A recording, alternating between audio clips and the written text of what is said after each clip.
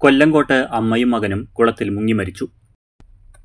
നെന്മേനി കല്ലേരിപ്പൊറ്റയിലാണ് അമ്മയെയും മകനെയും കുളത്തിൽ മുങ്ങി മരിച്ച നിലയിൽ കണ്ടെത്തിയത്.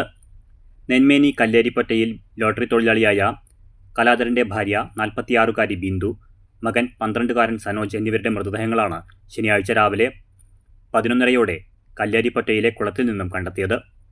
കുളിക്കാനും തുണി അലക്കാനുമായി പോയ സമയം ഒരാൾ കാലിടറി വെള്ളത്തിൽ വീഴുകയും രക്ഷിക്കാനുള്ള ശ്രമത്തിനിടെ രണ്ടാമത്തെയാളും വെള്ളത്തിൽപ്പെട്ടതാകുമെന്നാണ് അഗ്നിരക്ഷാസേനയും പോലീസും സംശയിക്കുന്നത്. കുളത്തിൽ കുളിക്കാനിറങ്ങിയ ചില കുട്ടികളാണ് കടവിനോട് ചേർന്ന് ബിന്ദുവിന്റെ മൃതദേഹം കമിഴ്ന്നുകിടക്കുന്ന നിലയിൽ കണ്ടെത്തിയത്. വിവരമറിഞ്ഞ സ്ഥലവാസിയും വാർഡ് മെമ്പറുമായ ശിവന്റെ നേതൃത്വത്തിൽ പരിസരവാസികൾ ഓടിയെത്തുമ്പോൾ കുട്ടിയുടെ വസ്ത്രങ്ങളും ചെരുപ്പും കുളക്കടവിൽ കാണുകയായിരുന്നു. ഇതോടെ ഒരാൾ കൂടി അപകടത്തിൽപ്പെട്ടിരിക്കാമെന്ന സംശയം ബലപ്പെടുകയും ചെയ്തു. അഗ്നിരക്ഷാസേനയെയും പോലീസിനെയും വിവരം അറിയിക്കുകയും ചെയ്തു.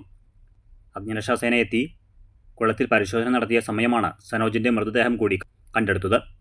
കുളത്തിൽ നിന്നും പുറത്തെടുത്ത ഇരുവരുടെയും മൃതദേഹങ്ങൾ പോസ്റ്റ്മോർട്ടം നടപടികൾക്കായി പാലക്കാട് ജില്ലാ ആശുപത്രിയിലേക്ക് മാറ്റി.